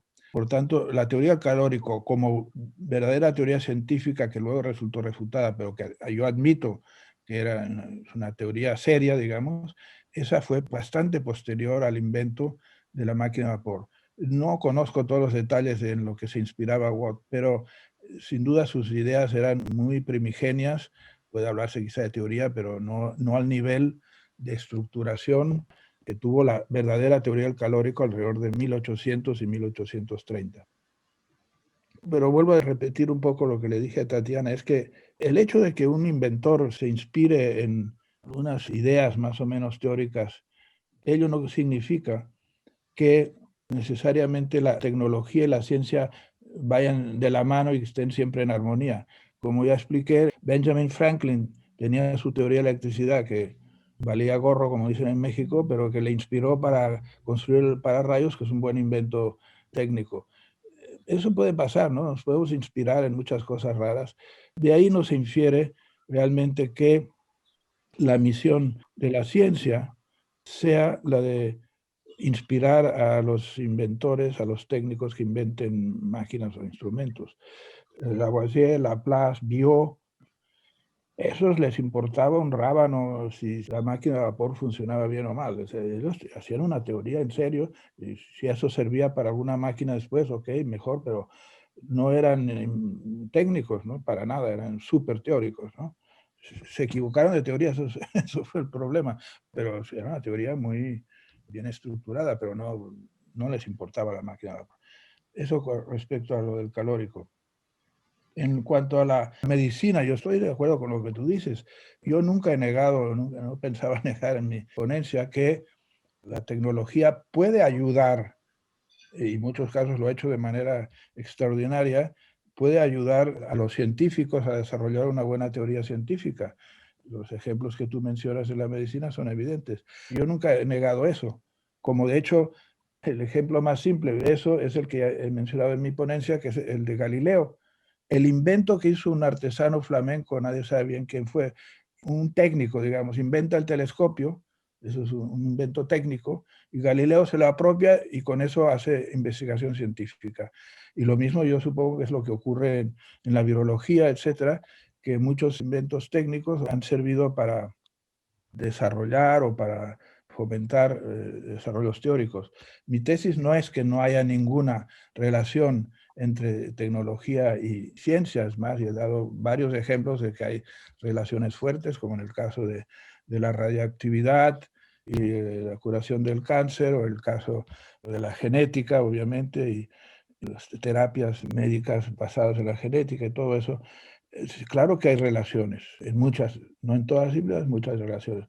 Mi punto no es que no haya, que los científicos sean una tribu completamente ajena de los tecnólogos, no es eso, sino que la esencia de una cosa y de la otra no deben confundirse, ese era todo mi punto. Que se pueden ayudar mutuamente muchas veces, pues sí, ya he mencionado la cantidad de inventos tecnológicos basados en la ciencia en el siglo XX, ¿no? De la radio, la televisión, los computadores, los antibióticos, todo eso, bueno, claro, por supuesto, y al revés, en el otro sentido también, muchos desarrollos tecnológicos han servido para afinar las teorías, como el ejemplo que también he mencionado en la psicología, digamos, las ciencias del cerebro, de que la técnica, la tecnología de la imaginería cerebral ha apoyado ciertos desarrollos teóricos de la psicología, del estudio del cerebro, por supuesto.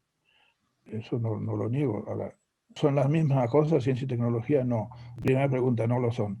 Y segunda pregunta, ¿son solo valiosas las ciencias o las teorías científicas que producen efectos tecnológicos? La respuesta es también no, rotundamente. Una teoría científica puede ser muy útil para desarrollos tecnológicos, otra lo puede ser un poquito, y muchas otras no lo serán para nada. En ningún caso debemos valorarlas por eso, ¿no? Como teoría científica. Estoy de acuerdo. Perfecto, por una vez.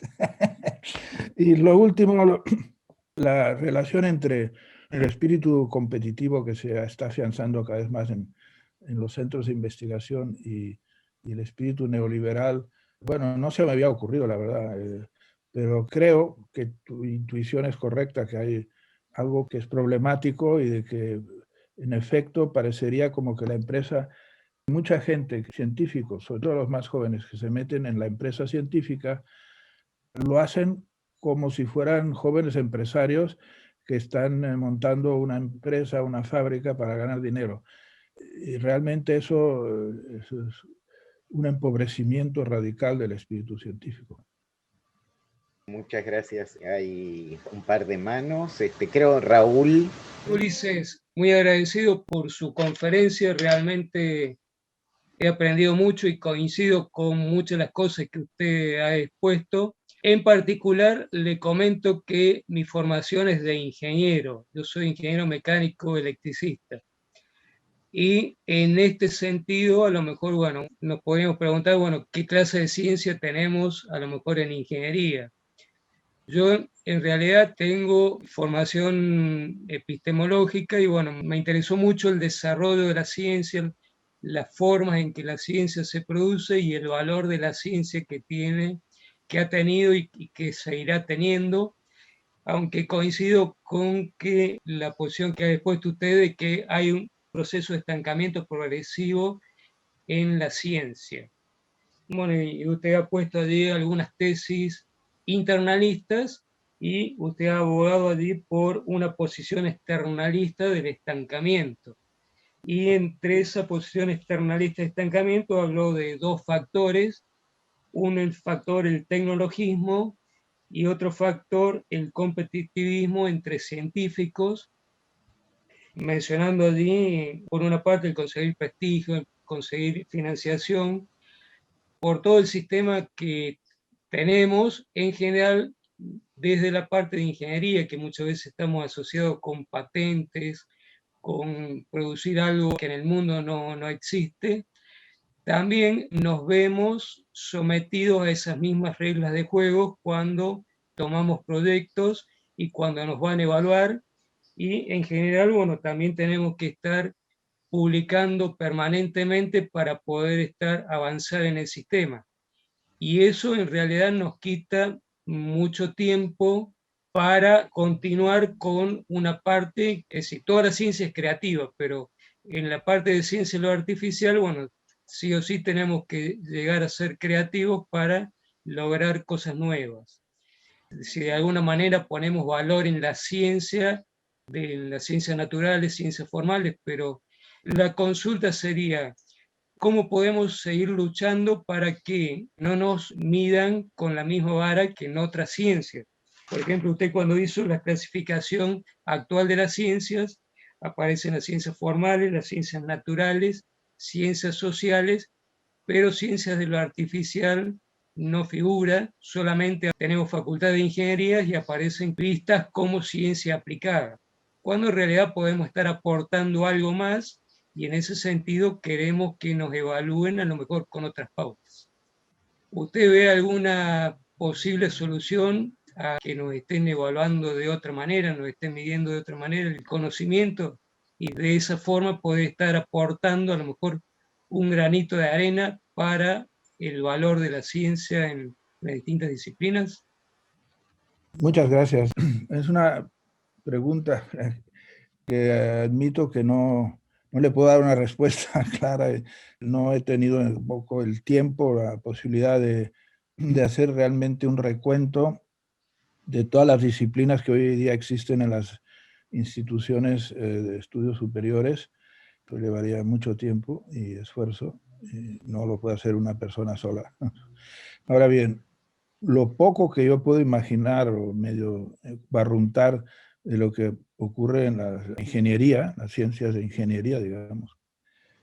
Obviamente ciencia aplicada, pero que hace uso de, en parte, ¿no?, de teorías fuertes, como las que yo llamo disciplinas interdisciplinarias, como la inteligencia artificial, obviamente, o la informática. Para mí eso es claro, eso es ciencia teórica, sin lugar a dudas, y está muy orientada a sus aplicaciones técnicas. He dado un poco quizá la impresión a veces de que yo quiero separar totalmente la ciencia de la tecnología. No, eso no era mi intención. Mi única tesis es que no es que haya que separar ciencia y tecnología, sino que no hay que confundirlas. Otra cosa. Y entonces, aunque no estoy bien informado, que es lo que pasa en las escuelas de ingeniería, al menos un poco sé de colegas que han hecho estudios teóricos, jóvenes estudiantes, por ejemplo, en Múnich, la Universidad de Múnich. Yo estaba en la Universidad Clásica de Múnich, la Universität München, que es muy teórica. La otra gran universidad de Múnich es la Technische Universität, la Universidad Técnica, que aunque se llame así, también tiene todas las disciplinas científicas, etcétera, pero que claro, que ahí, por ejemplo, yo tuve un par de alumnos que les interesaba la filosofía de la ciencia y al mismo tiempo hacían ciencias de la computación en la Universidad Técnica de Múnich y que luego pues hicieron su carrera con eso. Lo poco que sé es que ese tipo de gente, por un lado, entiende bien lo que es la filosofía de la ciencia y la ciencia teórica, e incluso la informática como ciencia teórica, y luego pasan a su aplicación técnica para miles de cosas que se puede hacer hoy día con la informática.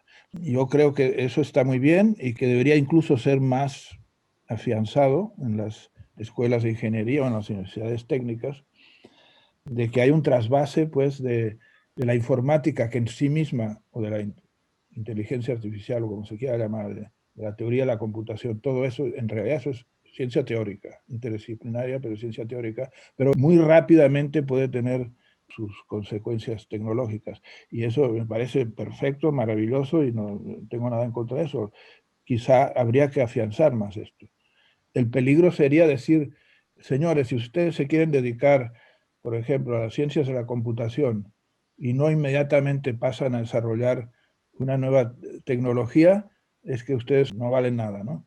Eso sería un muy grave error, pero que yo sepa no está pasando, al menos en las buenas universidades. Los rectores de esas universidades técnicas están conscientes que por un lado hay gente que solo está en su casa o en su escritorio haciendo, por así decir, matemáticas, ¿no? Y que luego otros lo pueden usar eso para construir máquinas. Y eso está perfecto para mí. El peligro solo sería efectivamente que se redujera, por ejemplo, la informática o la inteligencia artificial, se redujeran a una mera tecnología. Eso sí sería un peligro. Y quizá pase en algunos lados, no sé en su universidad.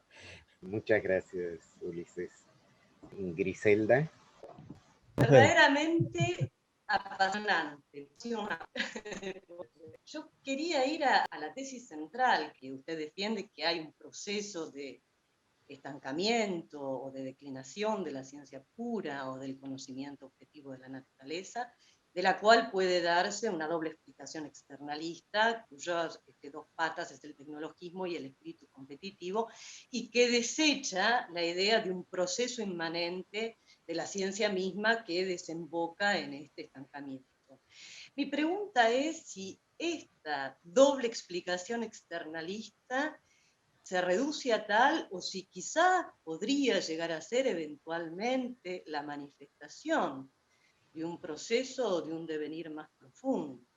Sobre todo si uno mira hacia el siglo XVII, hacia esos sonámbulos como Newton, como Leibniz mismo, que caminaban por el camino correcto, sin aspiraciones, o en todo caso sin un interés directo en la aplicabilidad. Es decir, si hay en el fondo algo más profundo en este epifenómeno de la doble explicación externalista. Buena pregunta, sí, pero no he reflexionado suficientemente y no he leído suficientemente para poder darte una respuesta al respecto, pero vamos a ver, podemos intentar juntos formular alguna hipótesis. Bueno, yo creo un poco que tanto el tecnologismo, lo he llamado, como el competitivismo, son dos manifestaciones de algo más profundo, que es lo que decía Goggi, o sea, César Lorenzano, del espíritu actual en toda la sociedad hacia una especie, bueno, para usar un término manoseado, quizá no es muy adecuado, lo de neoliberalismo o el individualismo, como se quiera llamar, consumismo. Lo que es el tecnologismo es muy claro y que se da cada vez más, y lo que es el competitivismo, que también está muy claro y que se da cada vez más, ahí no tengo yo ninguna duda. La pregunta tuya, si la entiendo bien, es si hay algo por debajo de eso que lleva a ese fenómeno, y probablemente sí tenga que ver con un espíritu justamente ajeno, incluso contrario a lo que yo y tantos otros consideramos el espíritu científico genuino. Así como hay el arte por el arte y el deporte por el deporte, pues qué bueno que hay gente que quiere saber cómo es el mundo, aunque eso no le aporte ni un centavo. Y quizá hay un fenómeno en que, al menos en Occidente, yo creo que en todo el mundo, desgraciadamente, personas con esa actitud, que fue la actitud de los grandes héroes del siglo XVII, que esa actitud, por una presión social muy fuerte, se está debilitando. Todavía hay mucha gente, tengo colegas que realmente son héroes de la ciencia por la ciencia, ¿no? Pero quizá los están viendo como animales antediluvianos, ¿no? Y la nueva onda es muy utilitarista en el fondo, sí. Eso me preocupa mucho, pero no te puedo dar un análisis más concreto. Muchas gracias. A mí me gustaría retomar un punto ya tratado por Cristina y por vos acerca de las ciencias sociales. Y aquí me gustaría hacer una mini defensa para eventualmente ponerlas en el mismo Titanic que a las restantes. Solo un asunto de matiz. Creo que no es necesario insistir sobre la debilidad de las ciencias sociales, eventualmente su metodológica, como vos mencionaste en algún momento, para igual quizás advertir un estancamiento similar. Y en ese sentido, separar dos quizás posibles acepciones preparadigmáticas en el sentido de Kuhn, uno como ausencia total de paradigma y de paradigmas que valgan la pena, vamos a decirlo así, y otro de situación de preconsenso. Entonces, muy probable que en las ciencias sociales sigamos viviendo esa situación de preconsenso, pero que igual ha sido mucho más habitual en las otras ciencias, de quizás lo señalado por el propio Kuhn, y eso no hace que hayan sido, en algún sentido, en los momentos en que hay además pluralismo teórico, que eso hable de que sean menos ciencias que cuando hay pleno consenso. Entonces eso, solo un tema de matiz en relación con las ciencias sociales. Entonces quizás diciendo que hay varios ámbitos donde hay paradigmas, quizás inclusive bien establecidos, aun cuando dentro de la comunidad tomada globalmente no haya consenso en torno de uno y solo uno. Estoy totalmente de acuerdo con lo que la observación que haces, solo añadir o digamos matizar que cuando hablo de ciencias preparadigmáticas, como creo que también es el sentido que el Kuhn original daba a ese término, el hecho de que una disciplina sea una ciencia preparadigmática no implica que no sea ciencia. Es lo primero que tenemos que anotar. No implica que sus profesionales, sus representantes, no tengan el mismo espíritu científico que cualquier físico teórico o biólogo molecular. El espíritu es el mismo, el esfuerzo es el mismo, el deseo de llegar al conocimiento es el mismo. O sea, no, las ciencias preparadigmáticas que he mencionado no son solo rollos especulativos y novelas absurdas, tienen básicamente el mismo espíritu científico que las que ya son paradigmáticas, que ya tienen paradigmas claros. El problema es que por razones que todavía no están claras para nadie, a pesar de que parecía que un momento iban a dar el gran salto en los años 60, algunas de ellas por lo menos, como digo, la lingüística y la economía, quizá tienen la filología, etc., alguna otra, no dieron ese gran salto. Eso es un hecho histórico, ¿no? Lo cual no les quita cientificidad, solo que pues no son ciencias paradigmáticas en el sentido de Kuhn. Y por tanto, la problemática que enfrentan hoy día, ese fenómeno de estancamiento en todas las ciencias, incluso las más paradigmáticas como la física o las matemáticas, para las ciencias preparadigmáticas el fenómeno es aún más grave, digamos, ¿no? No solo se están estancando, sino que ni siquiera han llegado al menos a un nivel, digamos, aceptable como las otras. Entonces, pero yo estoy de acuerdo, calificar a una ciencia preparadigmática no le quita su valor científico, y Kuhn así también lo daba a entender, ¿no? Chomsky es un gran científico, obviamente, no hay ninguna duda, ¿no? Pero no logró convencer al resto de sus colegas del todo, ¿no? Algunos sí, otros no, y siguen peleándose. Pero son grandes científicos. Lévi-Strauss fue un gran científico, aunque la etnología ande medio también muy caótica, ¿no? Y en fin, tantos otros. Hayek fue un gran científico, ¿no? Keynes fue un gran científico. No es un problema de cientificidad, sino quizá el objeto de estudio es todavía más peliagudo que en el caso de las ciencias naturales, no lo sé. Pero en todo caso están en el mismo berenjenal de estancamiento que las otras, ¿no?